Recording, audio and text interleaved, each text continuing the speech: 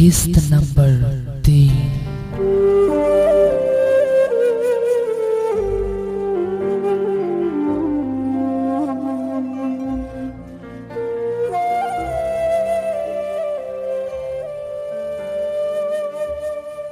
ماجدہ کی آنکھوں میں اچانک میٹھی میٹھی اور ٹھنڈی نیند بھرنے لگی تھی، اور دماغ پر چھایا ہوا وہ المناک بوجھ جس میں دیوداس کی موت کا تازہ تازہ دکھ سب سے زیادہ شامل تھا، بڑی تیزی کے ساتھ خود فراموشی کی ایک انوکھی کیفیت میں تبدیل ہوتا جا رہا تھا۔ ماجدہ کو اپنے سارے جسم میں ایک عجیب قسم کی ناتوانائی کا احساس ہو رہا تھا، اور پھر اسے آنکھیں کھولنے میں بھی دشواری ہو رہی تھی۔ عورت بڑے غور سے ماجدہ کا جائزہ لے رہی تھی، اور صرف وہ عورت ہی ماجدہ کا جائزہ نہیں لے رہی تھی، کچھ فاصلے پر کھڑا ہوا ایک مرد بھی ماجدہ کا جائزہ لے رہا تھا۔ وہ دونوں آنکھوں ہی آنکھوں میں ایک دوسرے سے کچھ باتیں کر رہے تھے۔ جب وہ عورت ماجدہ کے پاس آ کر بیٹھی تھی تو اس وقت وہ تنہا تھی، اور ماجدہ کو اس بات کا علم نہیں تھا کہ اس کے ساتھ کوئی مرد بھی ہے۔ وہ دونوں اس وقت ایک دوسرے سے الگ الگ تھے۔ ماجدہ کا سر ڈھلک گیا، جسے اس عورت نے بڑی اپنائیت اور محبت کے انداز میں اپنے شانے پر ٹکا لیا۔ اس کے ساتھ ہی اس نے مرد کو ہاتھ سے ہلکا سا اشارہ کیا۔ وہ اس اشارے کا منتظر تھا۔ وہ بڑی تیزی کے ساتھ لپک کر ان دونوں کے پاس پہنچ گیا۔ عورت نے جلدی سے ماجدہ کی کمر میں ہاتھ ڈال کر اسے کھڑا کرنے کی کوشش کی۔ مرد فوراً اس کو سہارا دے کر آگے کی طرف لے جانے لگا۔ ماجدہ کی ٹانگیں بے جان ہو رہی تھی، اور وہ دونوں مرد عورت مل کر اسے گھسیٹتے ہوئے ایک طرف لے جا رہے تھے۔ اس وقت شام کا جھٹپٹا پھیل رہا تھا، لیکن ابھی اندھیرا نہیں ہوا تھا۔ ہر چیز صاف اور واضح طور پر دکھائی دے رہی تھی۔ وہ دونوں جلدی جلدی ماجدہ کو وہاں سے لے جا رہے تھے۔ کیا ہو گیا؟ ایک بوڑھے آدمی نے کہا، جس کے ساتھ ایک نوجوان عورت بھی تھی۔ ان لوگوں کو دیکھ کر پوچھا۔ بیٹی ہے ہماری، مرد نے جلدی سے کہا۔ طبیعت خراب ہو گئی ہے، اسے اکثر اس قسم کے دورے پڑتے رہتے ہیں، عورت نے لقمہ دیا۔ بس بیٹھے بٹھائے اچانک عورتوں کے ساتھ اکثر ایسا ہوتا ہے، بوڑھے کے ساتھ موجود عورت نے پورا سا منہ بناتے ہوئے کہا۔ میں کچھ مدد کروں تم لوگوں کی؟ نہیں نہیں، عورت نے جلدی سے کہا، ہم اسے لے جائیں گے، ہماری کشتی قریب ہی موجود ہے۔ وہ دونوں تیز تیز چلتے ہوئے گھاٹ کے اس طرف بڑھنے لگے جدھر کئی چھوٹی چھوٹی کشتیاں کھڑی ہوئی تھیں۔ کچھ اور لوگوں نے بھی انہیں ایک چھوٹی لڑکی کو سہارا دے کر لے جاتے ہوئے بھی دیکھا۔ ایک عورت نے آگے بڑھ کر مدد کی پیشکش کی، لیکن ان لوگوں نے اس کا شکریہ ادا کرتے ہوئے معاذت کر لی۔ اس کے ساتھ تو اکثر ایسا ہو جاتا ہے، عورت نے پھولی ہوئی سانسوں کے ساتھ کہا۔ ہم اس کا علاج کروا رہے ہیں، کسی عامل پیر فقیر یا جوگی کے پاس لے جاؤ، عورت نے چلتے چلتے مشورہ دیا۔ ان لوگوں کے پاس ہی اس کا علاج ہوگا، ڈاکٹری دوائیوں سے کچھ نہیں ہوگا۔ اس دوران وہ عورت اور آدمی بے ہوش ماجدہ کو سنبھالے ہوئے کافی آگے نکل گئے تھے، اور اس عورت کی آواز مدھم پڑتی جا رہی تھی۔ ذرا جلدی، عورت نے مرد سے سرگوشی میں کہا، اس کے ساتھ کا لڑکا کہیں واپس نہ آ جائے۔ بس چند قدم اور، آدمی نے پھولی ہوئی سانسوں کے ساتھ کہا، اور تیزی سے کشتی کی طرف بڑھ گیا۔ چھوٹی سی کشتی میں صرف چند ہی لوگوں کے بیٹھنے کی گنجائش تھی۔ ایک آدمی کشتی میں پہلے سے موجود تھا۔ اب 3 افراد اس میں داخل ہو گئے، اور ان کے داخل ہونے کے ساتھ ہی کشتی تیزی سے وہاں سے روانہ ہو گئی۔ ان لوگوں نے ماجدہ کو کشتی کے فرش پر لٹا دیا تھا، اور اب کشتی کے اندر داخل ہوئے بغیر اسے دیکھا نہیں جا سکتا تھا۔ ماجدہ اس وقت مکمل بے ہوشی کی حالت میں تھی۔ عورت بار بار ساحل کی طرف اس سمت میں دیکھ رہی تھی جدھر سے اس لڑکی کے تایا زاد بھائی کو آنا تھا۔ ابھی کافی اجالا تھا، اور مناظر بالکل صاف طور پر نظر آ رہے تھے۔ اس لڑکے کا ابھی کہیں پتہ نہیں تھا۔ اپنے تایا زاد بھائی کے ساتھ یہاں آئی تھی، عورت نے مسکرا کر اپنے ساتھ موجود دونوں مردوں سے کہا۔ دونوں مادھو پور کے رہنے والے ہیں۔ بھائی کہاں گیا؟ کشتی میں موجود مرد نے پوچھا۔ ذرا دیر کے لیے بازار تک گیا ہے، عورت نے کہا۔ قلم خریدنے گیا ہے، ابھی آتا ہی ہوگا۔ اب کسی بھی وقت آئے، کوئی پرواہ نہیں ہے، عورت کے ساتھ والے مرد نے کہا۔ اندھیرا ہونا شروع ہو گیا تھا، اور کشتی بڑی تیزی کے ساتھ پانی کی سطح پر پھسلتی چلی جا رہی تھی۔ آس پاس اور بھی کشتیاں پانی سے سرسراتی ہوئی چل رہی تھیں، اور مانجھیوں کے گیت شام کے سرمئی رنگ میں ایک نیا آہنگ گھول رہے تھے، لیکن ماجدہ ان سب چیزوں سے بالکل بے خبر تھی۔ کوئی بہت زور زور سے بڑی دردناک آواز میں رو رہا تھا۔ ماجدہ کے کانوں میں رونے کی آوازیں آ رہی تھی، لیکن یہ بڑی عجیب سی آواز تھی۔ ان میں جو درد گھلا ہوا تھا وہ جیسے کانوں کو پگھلائے دے رہا تھا۔ کیا یہ دیوداس کے رونے کی آوازیں ہیں؟ کیا یہ دیوداس کے رونے کی آوازیں تھیں؟ ماجدہ کے منتشر اور شکستہ وجود کے اندر سے کہیں سے ایک سوال ابھرا۔ نہیں نہیں، دیو تو نہیں رویا تھا، دیو تو کسی وقت بھی نہیں رویا تھا۔ روئی تو پارو تھی، روئی تھی، چلائی تھی، بھاگی تھی، دوڑی تھی۔ تو کیا یہ پارو کی رونے کی آوازیں تھیں؟ مگر پارو یہاں کہاں سے آ گئی تھی؟ وہ تو بس سینما گھر میں تھی اور فلم میں تھی، اور اب تو وہ خدا جانے کہاں ہوگی۔ میں اس کی آوازیں کس طرح سن رہی ہوں؟ ایک گہری گدلی دھن تھی جو ماجدہ کے دل و دماغ پر طاری تھی۔ وہ نہ جانے کون سی دنیا میں تھی اور کیسی آوازیں سن رہی تھی۔ یہ دھن رفتہ رفتہ چھٹتی جا رہی تھی، لیکن اس کے چھٹنے کی رفتار بہت سست تھی۔ پھر ماجدہ نے غیر شعوری طور پر اپنے آپ سے لڑنا شروع کر دیا۔ وہ اس گہری دھن سے باہر آنا چاہتی تھی۔ وہ اپنے وجود کو تلاش کر رہی تھی۔ آوازیں اس کا پیچھا نہیں چھوڑ رہی تھی۔ یہ کیفیت نہ جانے کتنی دیر جاری رہی، اور پھر ماجدہ پورے طور سے ہوش میں آ گئی۔ اس کی آنکھیں کھل گئیں اور اس نے اپنے سر کو ادھر ادھر گھمانے کی کوشش کی۔ فوراً ہی اس کو اتنے زور کا چکر آیا کہ وہ ایک دم ساکت ہو گئی۔ اس نے اپنے آپ کو زمین پر ایک بستر پر پڑے ہوئے پایا۔ آواز برابر آ رہی تھی، لیکن اب یہ اسے دیوداس یا پاروتی کی رونے کی آوازیں نہیں لگ رہی تھی۔ اس نے ان آوازوں کو پہچاننا شروع کر دیا۔ یہ گیدڑوں کے زور زور سے خوفناک انداز میں بولنے کی آوازیں تھیں۔ یہ ایک دو گیدڑ نہیں تھے، یہ بہت سارے گیدڑ تھے جو غول بنا کر ایک جگہ اکٹھے ہو گئے تھے اور زور زور سے چلا رہے تھے۔ ماجدہ کے لیے گیدڑوں کی آواز اجنبی نہیں تھی۔ مادھو پور میں شام کا اندھیرا ہونے کے بعد قریبی جنگل کی طرف سے گیدڑوں کے بولنے کی آوازیں آنی شروع ہو جاتی تھی۔ ندی پر پانی پینے کے لیے آنے والے جانوروں میں گیدڑ بھی شامل ہوتے تھے، جو اکثر وہاں کھڑے ہو کر آوازیں نکالتے تھے۔ رات گئے تو گیدڑ گاؤں کے اندر بھی گھس آتے تھے۔ دور و نزدیک سے ان کی آوازیں سنائی دیتی۔ کبھی کسی احاطے میں کسی دڑبے کا دروازہ کھلا رہ جاتا یا کوئی گیدڑ اسے کھولنے میں کامیاب ہو جاتا تو مرغیوں کی شامت آ جاتی تھی، لیکن ایک آدھ مرغی سے زیادہ کا نقصان نہیں ہوتا تھا، کیونکہ مرغیوں کے شور سے گھر والوں کی آنکھ کھل جاتی تھی اور پھر گیدڑوں کو بھگا دیا جاتا تھا۔ مگر یہ کیسا شور تھا؟ اتنے سارے گیدڑ تو گھر کے باہر کبھی جمع نہیں ہوتے تھے۔ ماجدہ نے ایک بار پھر اپنے سر کو ادھر سے ادھر حرکت دی اور ایک بار اس سے سر گھمانے میں کامیابی حاصل ہو گئی۔ سر چکرایا تو ضرور، لیکن بہت زیادہ نہیں۔ اس نے جلدی سے ادھر ادھر دیکھا۔ رات کا نہ جانے کون سا وقت تھا، لیکن یہ گھر کو کیا ہو گیا تھا؟ وہ ایک اجنبی کمرے میں تھی جو کبھی اس کے اپنے گھر کا حصہ نہیں تھا۔ کمرہ چھوٹا تھا اور سامنے دیوار میں ایک تاک بنا ہوا تھا جس میں بہت ہی مدھم لو والی ایک لالٹن جل رہی تھی، جس کی ناتوا روشنی دم توڑتی ہوئی لگ رہی تھی۔ ماجدہ ایک جھٹکے سے اٹھ کر بیٹھ گئی۔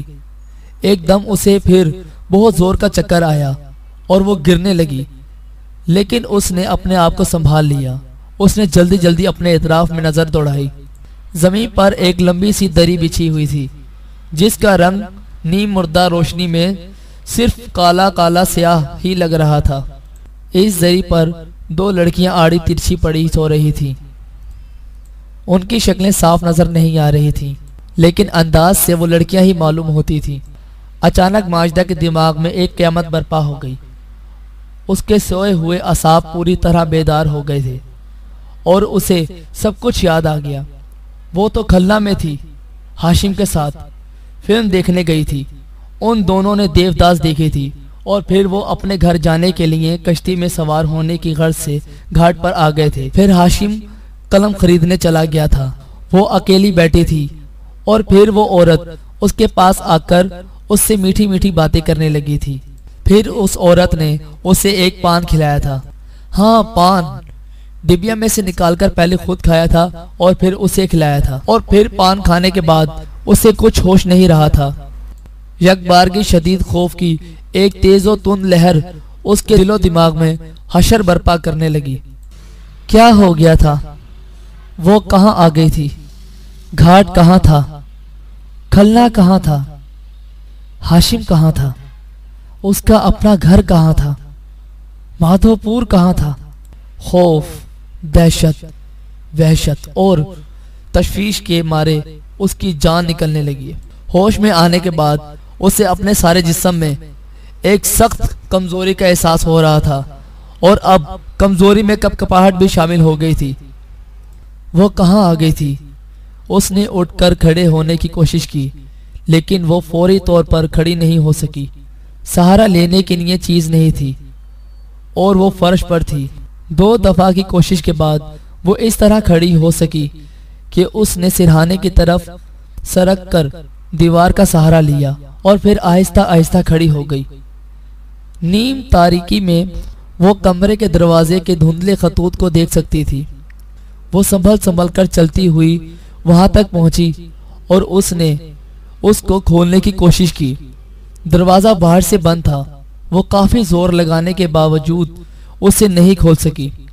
कमरे में उसके अलावा और कोई दूसरा दरवाजा नहीं था। एक खिड़की थी जो खुली हुई थी, लेकिन उसमें सलाखें लगी हुई थी। गीदड़ों की खौफनाक आवाजें उसी खिड़की के पीछे से आ रही थी। वो उस खिड़की के पास जाकर खड़ी हो गई। आवाजें कभी मध्यम पड़ जाती थी, कभी तेज हो जाती थी, और कभी उनके जवाब में बहुत दूर दूर से आने वाली हल्की आवाजें भी सुनाई देने लगी थी। ये क्या हो गया था? वो कहाँ आ गई थी? उसका दिमाग फटा जा रहा था। हाशिम? हाशिम कहाँ होगा?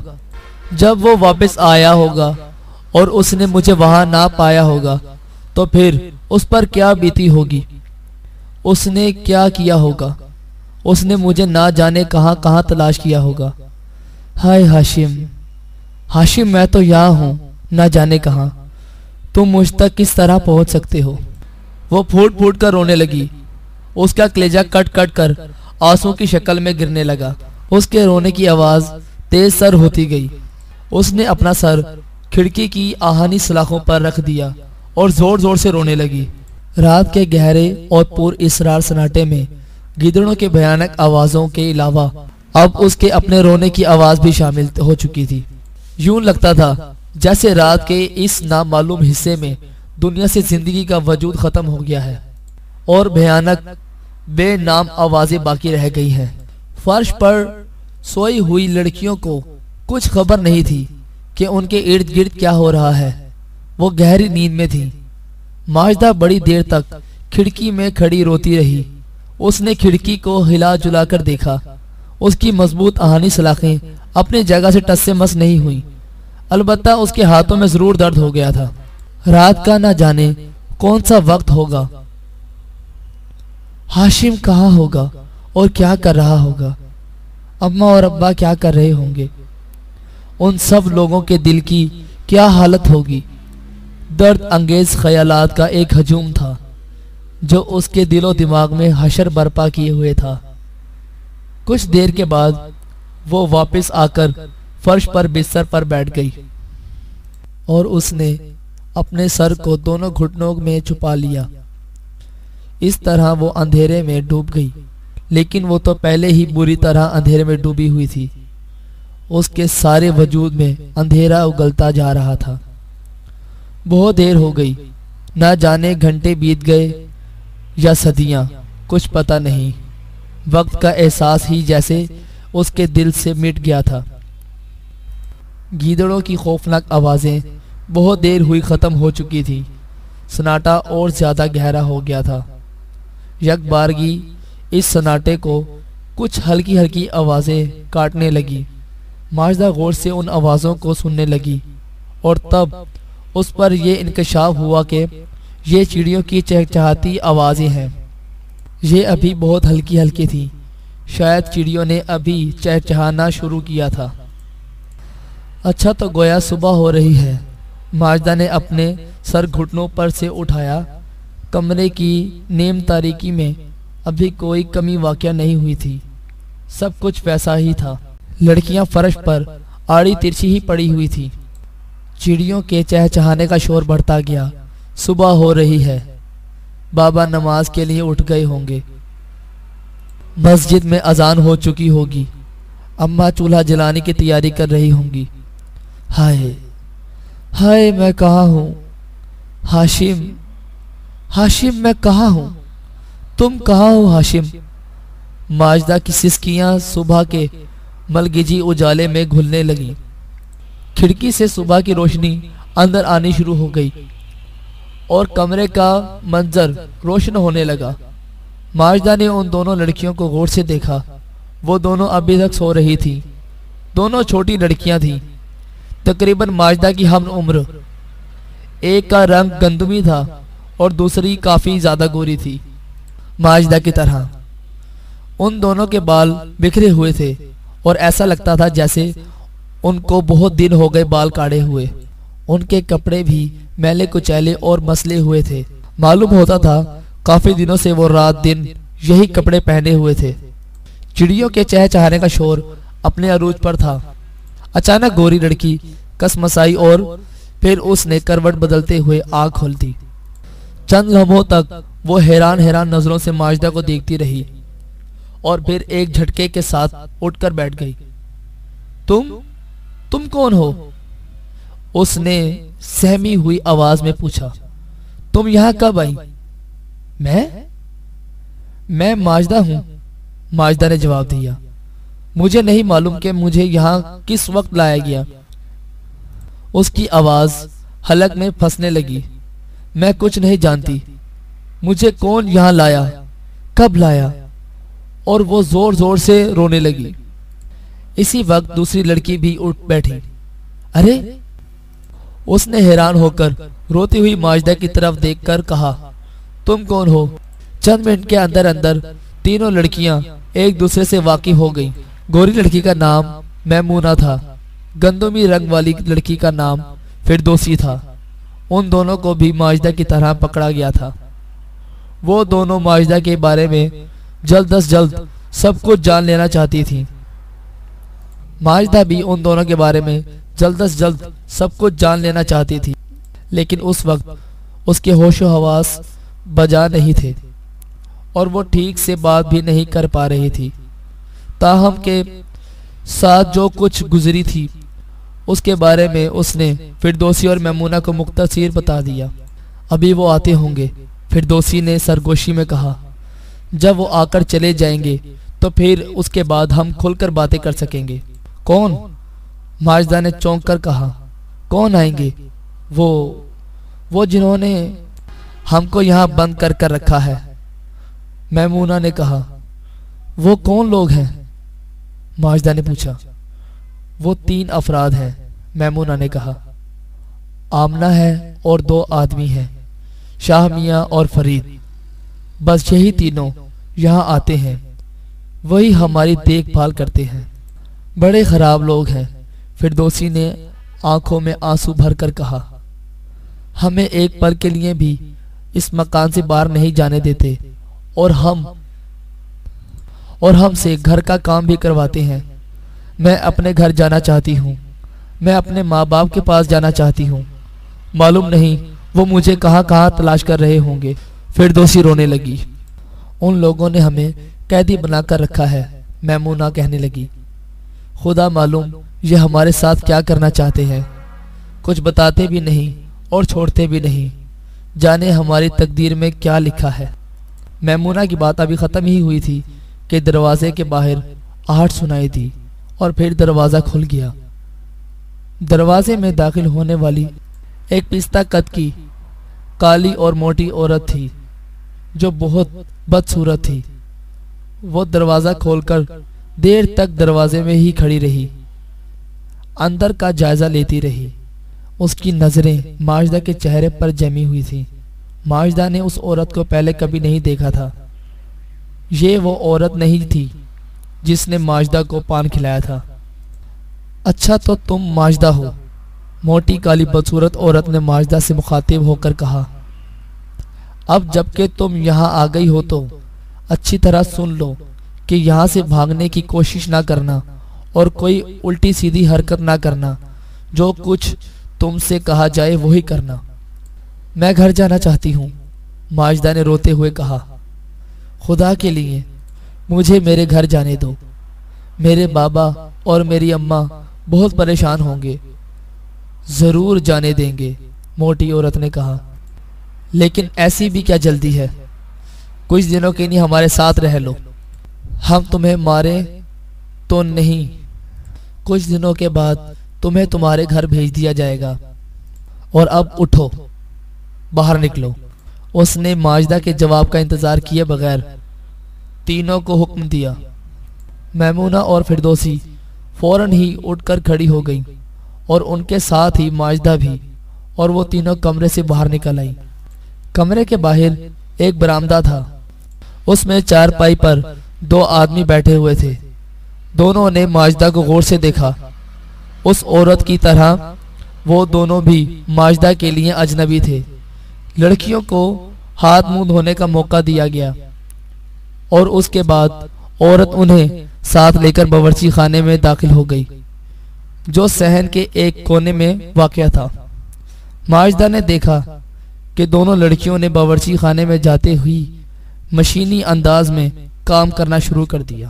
انہوں نے چولہا جلایا اور ناشتہ تیار کرنے لگیں۔ تم یہ برتن دھو ڈالو ماجدہ، عورت نے ماجدہ سے تحکمانہ انداز میں کہا۔ آخر تم کھاؤ پیو گی تو کچھ کام بھی تو کرو۔ اور ماجدہ حکم کی تعمیل کرنے لگی۔ اس کی آنکھوں سے آنسو بہہ رہے تھے، لیکن وہ کام کر رہی تھی۔ عورت ان تینوں کی نگرانی کرتی رہی اور وہ کام میں مصروف رہے۔ ناشتہ سب سے پہلے دونوں مردوں اور اس عورت کو دیا گیا۔ ان تینوں نے چارپائی پر بیٹھ کر ناشتہ کیا، پھر تینوں لڑکیوں کو بھی ناشتہ کروایا گیا۔ چلو اب سبزی بنا لو، عورت نے برآمدے کے ایک کونے میں لگے ہوئے سبزی کے ایک ڈھیر کی طرف اشارہ کرتے ہوئے کہا۔ تم بھی، اس نے ماجدہ سے مخاطب ہوتے ہوئے کہا، تم بھی ان کے ساتھ لگ جاؤ، کھانا جلدی تیار ہو جائے گا۔ سبزی اور چاول، تینوں لڑکیوں کی محنت سے کھانا تیار ہو گیا۔ ماجدہ کسی سحرزادہ معمول کی طرح کام کر رہی تھی۔ وہ جانتی تھی کہ یہ لوگ اسے یہاں سے جانے نہیں دیں گے، جس طرح انہوں نے میمونہ اور فردوسی کو نہیں جانے دیا تھا اور انہیں قیدی بنا کر رکھا ہوا تھا۔ وہ شدید بے بسی اور لاچاری کے عالم میں ان دونوں کی طرح لوگوں کے احکامات کو ماننے پر مجبور تھی۔ حکم عدولی کی گنجائش نہیں تھی۔ مردوں کی نظروں میں بڑی کرواہٹ تھی۔ ماجدہ کو تو ان کی طرف دیکھتے ہوئے بھی ڈر لگ رہا تھا۔ لڑکیوں سے گھر کی صفائی ستھرائی اور کچھ کپڑے دھونے کا کام بھی لیا گیا تھا، یہاں تک کہ ان کاموں میں دوپہر ہو گئی۔ عورت نے پکے ہوئے کھانے میں سے کچھ کھانا ایک برتن میں بھر کر برتن کو کپڑے میں باندھ لیا۔ ماجدہ کو ایسا لگ رہا تھا جیسے یہ سب کچھ روز کا معمول ہو۔ لڑکیوں کے لیے کھانا چھوڑ دیا گیا۔ اب تم لوگ کھانا کھا لو، عورت نے کہا، اور پھر وہ دونوں مردوں کے ساتھ جانے کے لیے تیار ہو گئی۔ ماجدہ دوڑ کر اس کے پیروں سے لپٹ گئی۔ خدا کے لیے مجھے یہاں سے جانے دو، میں اپنے گھر جانا چاہتی ہوں۔ میرے بابا اور میری اماں کس قدر پریشان ہو رہے ہوں گے۔ ارے کیوں شور مچا رکھا ہے؟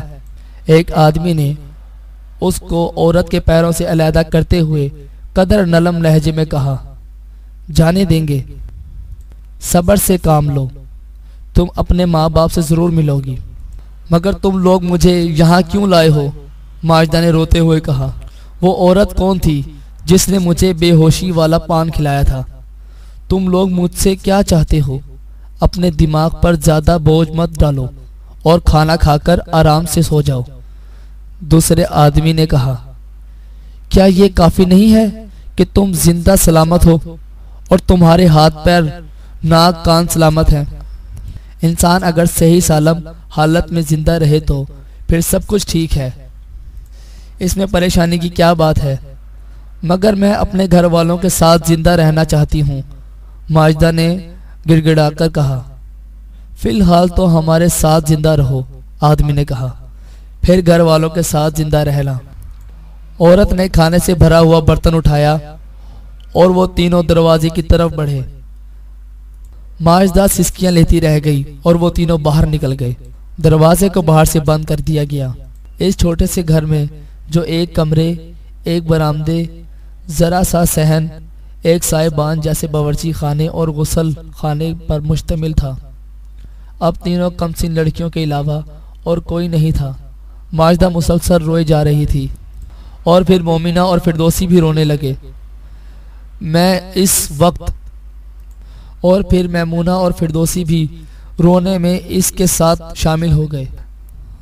آہستہ آہستہ گریہ وزاری کا طوفان تھما تو پھر آپس میں تفصیلی بات چیت اور معلومات کے تبادلے کا سلسلہ شروع ہوا۔ جو عورت یہاں آئی تھی اس کا نام آمنہ تھا اور وہ لڑکیوں سے کہتی تھی کہ اسے آمنہ چاچی کہا جائے۔ لڑکیاں اس کے منہ پر اسے آمنہ چاچی ہی کہتی تھی۔ دو آدمیوں میں سے جس کے چہرے پر ہلکی سی داڑھی تھی اس کا نام شاہ میاں تھا اور دوسرے کا نام فرید تھا۔ آمنہ کا یہ بھی اصرار تھا کہ لڑکیاں شاہ میاں اور فرید کے ناموں کے ساتھ بھی چاچا کا دم چھلا لگا کر انہیں مخاطب کریں۔ وہ تینوں روز صبح کو وہاں آتے تھے اور ان دونوں لڑکیوں سے گھر کا سارا کام کاج کرواتے تھے، جس میں ناشتہ تیار کرنا اور کھانا پکانا۔ پھر ناشتہ وہ وہیں کرتے تھے اور کھانا اپنے ساتھ لے کر چلے جاتے تھے۔ لڑکیوں کے لیے کھانا وہیں چھوڑ دیا جاتا تھا جو ان کے دونوں وقت کے لیے کافی ہوتا تھا۔ دوستو، ہمارے channel F S Urdu story کو سبسکرائب کریں اور بیل نوٹیفیکیشن کو آن کریں تاکہ ہماری تازہ اپڈیٹ آپ تک پہنچتی رہے۔ اگر آپ کو ہماری ویڈیو پسند آئے تو اسے لائک کریں، کمنٹ کریں اور اپنے دوستوں میں شیئر کریں۔ شکریہ۔